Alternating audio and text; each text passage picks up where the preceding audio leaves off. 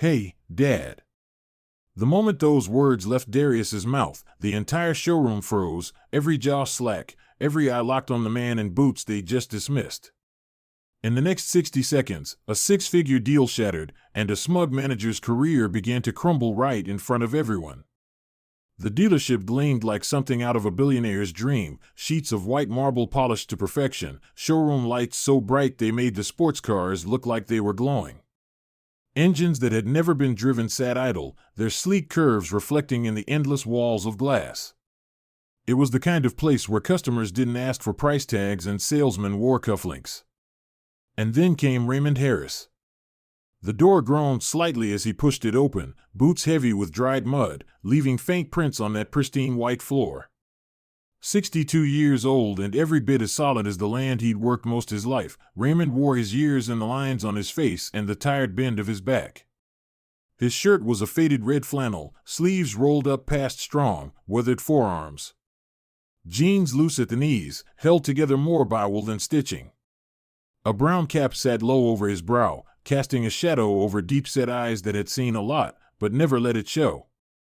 The scent of polished leather and cologne swept over him like a wave as he stepped inside. It didn't belong to him. It belonged to them, the salesmen in slim suits, the couple sipping sparkling water next to a pearl-white Lamborghini, the glass desk up front where laughter had just erupted before silencing the second he appeared. Raymond stood there, taking it all in with a quiet nod, then began walking deeper into the room. That's when the stare started. Quick glances over shoulders, eyes trailing him as if he'd stepped into a place he wasn't meant to be. A young man in a navy suit whispered to his colleague, both of them smirking, then pretending to be absorbed in their iPads. Raymond noticed. He always noticed. He kept walking. He wasn't here to prove a point. He came for a car. A very specific one. A limited edition 2025 Roadster, the kind that most folks only saw on the internet. It wasn't just a whim. It was something he'd had his eye on for months. He knew exactly what he wanted.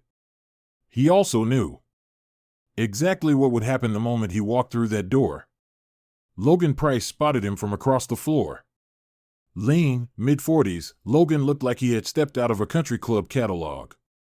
His salt and pepper hair was slicked back with precision, his smile a little too tight, his cufflinks flashing beneath the lights. When Raymond entered, Logan had been laughing at something on his phone, but that stopped immediately. His eyes narrowed just a bit. He didn't say a word at first, he just watched, calculating, sizing him up the way someone might assess a used appliance. Raymond took 2 steps further and paused near the Ferrari display. That's when Logan made his move. "Can I help you, sir?" The voice was all surface-level sweetness, polished and sharp at the edges. "Looking for the service center?" Raymond turned to him, his expression unreadable. "No," he said simply. "I'm here to see the new Roadster. Heard you had one on the floor." Logan blinked. Just once. Then he smiled, but it didn't reach his eyes. "Ah. I see. Well, unfortunately we don't allow test drives for that model. It's exclusive. You understand." "Didn't ask for a test drive," Raymond replied, his tone still calm. "Just wanted to take a look." Logan hesitated, then glanced down at Raymond's boots, the dried mud, the wear. He tilted his head slightly. "Of course," he said, voice still smooth but cooling. "It's just that we don't usually entertain, casual interest in that car. It's a collector's item." Raymond raised an eyebrow. "Casual?" "Well," Logan said, folding his arms, "this is a high-end facility. We typically work with serious buyers. Collectors, business owners, folks who understand what they're looking at." "I understand more than you think," Raymond said evenly. Logan's smirk didn't waver. "Maybe you'd have better luck across town. Couple places there have a great selection of pre-owned trucks." Behind them, a woman in heels and a cocktail dress subtly shifted her position to get a better view.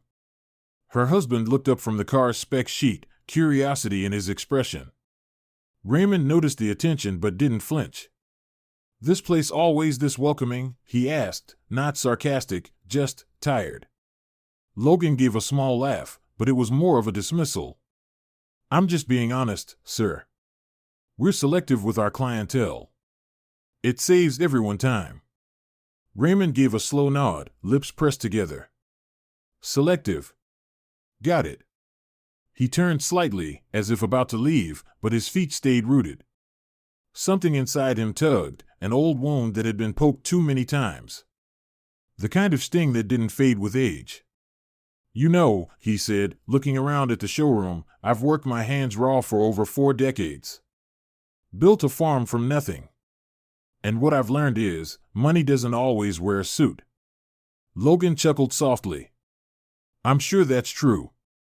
His gaze dropped again to Raymond's boots. "But our cars tend to prefer a different clientele." From the corner, a young sales associate, barely 30, new to the dealership, shifted uncomfortably but said nothing. He watched the exchange like someone watching a train car slowly roll toward a cliff, unsure if he should jump in or step back. "So unless you're here for something more realistic," Logan gestured vaguely toward the exit, "I wouldn't want to waste your time." For a beat, neither of them moved. The air in the room seemed to go still. The only sound was the hum of the overhead lights and the whisper of tires from the street outside. And then, just as Raymond opened his mouth to respond, the door behind them hissed open. A breeze swept in, along with the scent of fresh air and new cologne. Footsteps. Confident. Smooth. Logan didn't bother turning around. His focus was still locked on making sure the man in boots didn't step any deeper into his showroom. "Hey, Dad." The voice was casual, warm, familiar. And it sliced through the room like thunder. Logan's eyes snapped open as he whipped his head around. Walking toward them was a tall, sharply dressed black man in a tailored navy suit, polished shoes, and a watch that shimmered subtly beneath his jacket cuff. His presence was magnetic. He walked like someone who knew he owned the room. "Sorry I'm late," he said, placing a hand on Raymond's shoulder. "Got caught up on a few calls." Raymond gave a small nod. "No problem." The younger man turned toward Logan, smile fading as he took in the scene. "I see you've met my father." And just like that, everything changed. The murmurs from nearby tables went quiet. The young associate froze mid-shift. Even the woman near the Ferrari stopped pretending not to watch. Logan's face went pale. His smirk had vanished. His hands twitched at his sides. His mouth opened slightly but no words came out. "We were just talking about the roadster," Raymond said, his voice light, but the undercurrent clear. The younger man, Darius Harris, tilted his head at Logan. "You know, I was planning to buy 3 today. For the company's top execs. All cash." But now, he trailed off, staring Logan down, letting the silence sting. "Now I think we'll take our business somewhere else." Logan tried to recover, to say something, anything. But it was too late. The balance had shifted. Raymond adjusted his cap, the corner of his mouth turning slightly upward. "Guess we'll go find a place that actually wants our money." Darius turned to him. "Yeah," he said, voice clear and final. "Somewhere that deserves it." Together, they walked past Logan, past the stunned salesman, past the wide-eyed customers, and through the same glass doors that had tried to hold them out. The sound of the showroom faded behind them. But for Logan Price, the real silence was just beginning. Outside, the midday sun poured across the dealership's glass facade, but inside, the air had gone heavy. Logan Price stood rooted to the floor, eyes still on the door that had just closed behind Raymond Harris. For a moment, silence held the showroom hostage. Not a word from the staff. Not a single joke from the cocktail-dressed couple by the Ferrari. Even the young associate who'd been watching with growing discomfort now stared down at the clipboard in his hand like it might offer him an escape. Logan blinked, as if trying to snap himself out of a spell. Then, the tension broke, not with words, but with the quiet hiss of the glass door opening once more. The room, already on edge, turned as one. Footsteps, sharp, smooth, deliberate, echoed against the marble floor. A figure stepped through, tall, composed, and dressed in a tailored navy blue suit that hugged his frame like it was custom made. A matte black Rolex peeked out from under a crisp white shirt. Polished Oxfords tapped confidently as he walked. But it wasn't the clothes that turned heads. It was the way he moved. Like he belonged in every room he entered, and he knew it. He carried with him the ease of someone who never had to explain himself. Logan glanced up, frowning at the interruption. "Can I help?" The words caught in his throat. The man's eyes swept across the showroom until they landed on him. And then, the stranger smiled, not at Logan, but at Raymond, who had paused just before stepping through the exit. "Hey, Dad," the man said. The temperature in the room shifted. Logan's breath hitched. The words hung in the air like thunder after a silent flash of lightning. The suit, the presence, the sheer authority in his voice, it was all too real. Logan's mouth opened, then closed again. Around them, heads turned slowly, disbelief dawning on every face.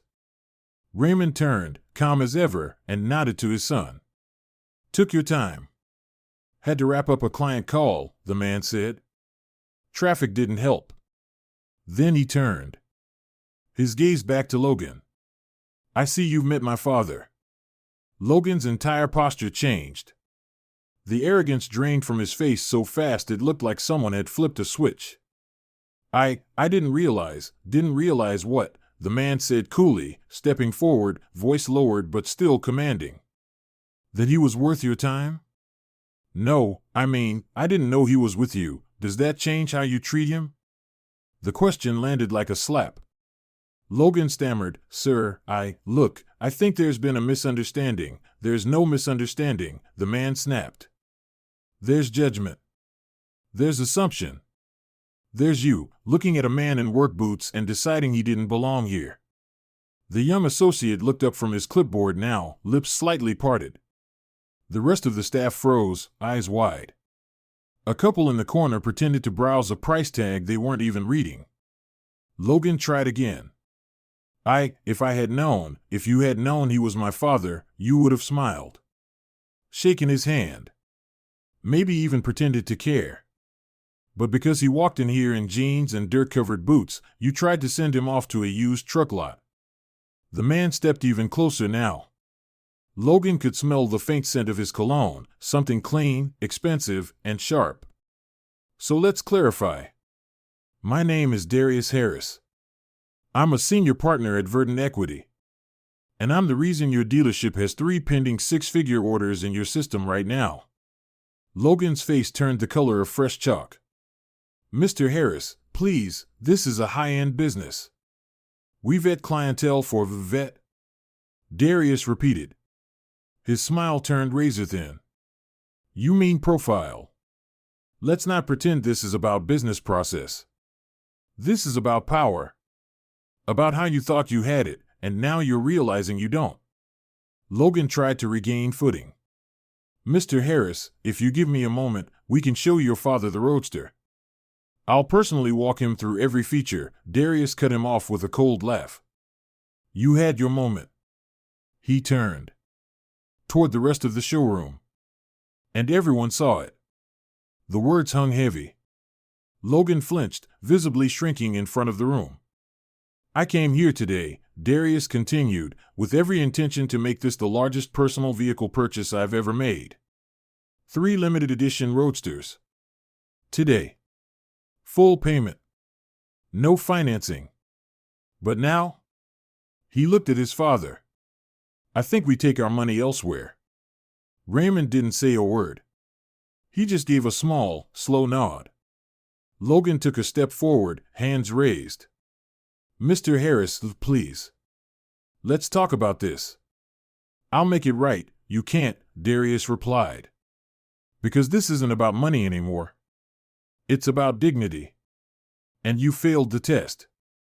The young associate stepped back, quietly placing the iPad he was holding down on a counter. A hush swept across the room as Darius turned to his father. "Let's go." Raymond adjusted his cap, one last glance around the room. "Hope you treat the next man better," he said, voice calm as stone. Father and son walked out together, one in boots, the other in polished leather, but both walking tall. The sound of the glass door closing behind them felt like the end of a verdict. Inside, Logan Price stood alone in the center of the showroom, his career and composure unraveling one breath at a time. The whispers started immediately. Customers murmured. Staff exchanged glances. No one said it, but everyone knew. The biggest sale of the quarter had just walked out the door. And so had the respect of the room. Inside the dealership, the silence was suffocating. The glass doors had barely finished closing behind Raymond and Darius Harris when the murmurs started, first in whispers, then in hushed waves rippling across the showroom. No one dared speak too loudly, but the shift in energy was undeniable. Customers began to stir uncomfortably in their seats, shooting sideways glances at each other, at Logan Price, at the spotless floor now haunted by the echo of that final moment. Logan stood frozen near the reception desk, his jaw clenched so tight it looked like it might crack. The color had drained from his face, leaving behind a pale mask of disbelief. He had just watched the biggest cash deal of his quarter, hell, maybe his career, walk out the door, and worse, it had done so with the whole showroom watching. A few salesmen had gone completely still, their hands motionless over their tablets.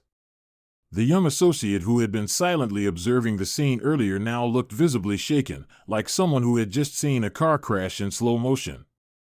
The couple by the Ferrari, who had been half pretending not to notice the earlier tension, now stood and began whispering in earnest. "Did you hear what he said?" the woman asked her partner. 3 cars. Gone. Just like that. Her voice carried, intentionally or not. The man shook his head. And that was his father? The woman nodded. He called him Dad. Another customer, standing near the Maseratis, pulled out his phone and typed something into his notes, probably a reminder to look up verdant equity. One thing was clear, no one in that showroom would forget what they had just witnessed. Logan finally moved, turning abruptly and storming toward the office in the back. As he passed the staff break area, he hissed under his breath to the young associate still standing nearby, "You could have stepped in." The associate blinked, startled. "Sir, I didn't think it was my place." "Exactly," Logan snapped. "Next time, maybe make it your place." But the words sounded hollow. Weak. Everyone could see the panic blooming behind his eyes. Before he could disappear into the sanctuary of his office, the showroom doors opened again, not with the casual elegance of a customer, but with the firm, fast-paced click of heels. Logan's heart sank before he even turned around. Evelyn Grant didn't need to raise her voice. She didn't need to gesture. She didn't even need to make eye contact. Her very presence brought a different kind of silence, the kind that made every employee suddenly shift upright, the kind that turned whispering customers into silent observers. She was dressed in a slate-gray pantsuit, her blazer crisp, her dark hair swept into a precise bun, and her eyes sharper than anything parked in that showroom. She stopped just inside the room, gave a short glance at the staff, and said, "Mr. Price." "My office." "Now." Logan opened his mouth as if to protest, but nothing came out. He turned and followed her, the sound of his steps oddly loud in the suddenly quiet space. A few moments later, the glass office door clicked shut behind them. What happened inside was hidden from view, but not from speculation. The staff tried to return to work, but it was half-hearted at best. A few typed into their iPads just to look busy. One of the receptionists discreetly opened Yelp on her screen, already bracing for reviews she knew were coming. Outside, in the parking lot, sunlight glinted off the chrome grille of Darius's Escalade. The driver's side door creaked open as Raymond slid into the passenger seat, moving with the slow weariness of a man used to carrying more than just weight. Darius climbed in behind the wheel but didn't start the engine. For a long moment, neither of them spoke. The air inside the SUV was still, filled with things unsaid. Finally, Raymond sighed and looked out the window. "You didn't have to do all that, son." Darius turned to him. "Yeah. I did. Could have just let it go. And let that man treat you like a second-class citizen?" In front of a room full of people? Darius shook his head, jaw tight. Nah. Not today. Raymond leaned back against the headrest, his eyes soft but distant. That wasn't the first time someone's looked at me and decided who I was. Won't be the last either. Maybe, Darius said. But today, you weren't alone. The two men sat in silence, the city's noise fading behind the tinted windows.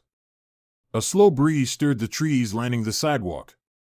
Inside the dealership, behind those gleaming walls and shining floors, Logan Price's empire was crumbling, his position evaporating in the corner office he thought he ruled.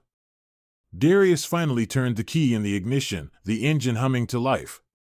"We can buy a car anywhere," he said quietly. Raymond nodded. "Yeah. But respect? That's not for sale." A faint smile played at the corners of his lips. "Though I'll admit, watching him squirm?" Darius grinned, catching his father's tone. "Yeah?" Raymond chuckled. "That was the easiest part of my day." They pulled out of the parking lot slowly, turning down the boulevard and blending into the rhythm of Los Angeles traffic. The dealership grew smaller in the rearview mirror, just another glass building pretending to mean something. But to those inside, everything had just changed. Back in the showroom, Evelyn Grant's voice finally carried through the thin glass walls of the office, sharp and unwavering. Her silhouette stood firm while Logan sat slumped in a chair, hands clasped together as if in prayer. A few feet away, the young associate stepped forward, gently picking up the customer list on Logan's desk. He looked around the showroom. It was quiet again, but the silence had shifted. It wasn't tension now, it was awareness. The kind that doesn't go away.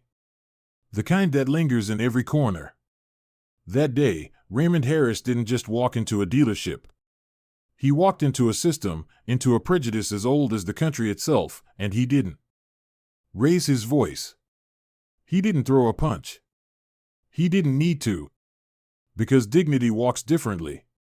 It doesn't need to shout. It just shows up.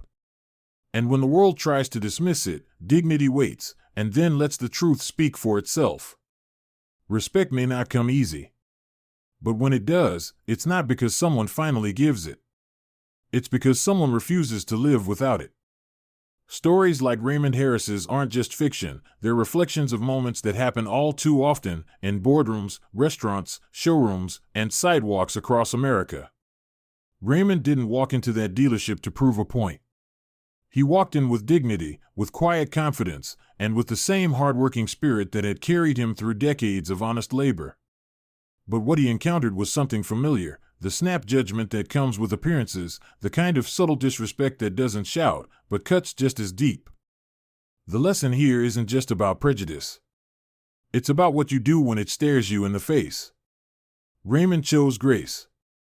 He didn't raise his voice. He didn't argue. He didn't have to. Because his worth wasn't in the boots he wore or the mud on his soles, it was in his story, in the man he raised, and in the truth that eventually revealed itself. Darius, his son, reminded us of another important truth. Sometimes, standing up for someone else is just as powerful as standing up for yourself.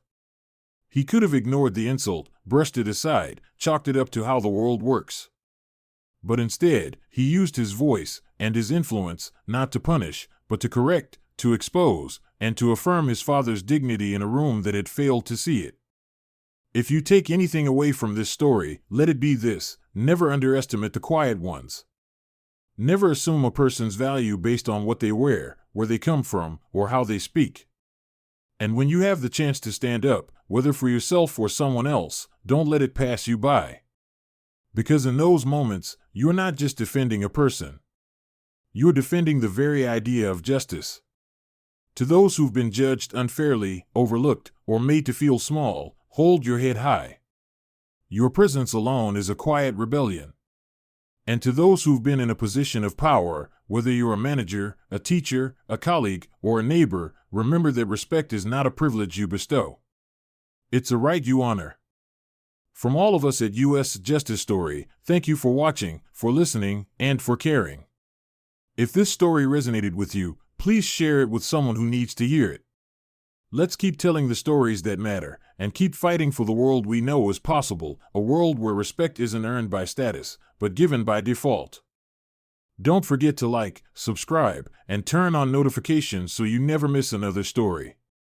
Until next time, stay strong, stay kind, and remember, dignity doesn't need a spotlight, it just needs room to stand.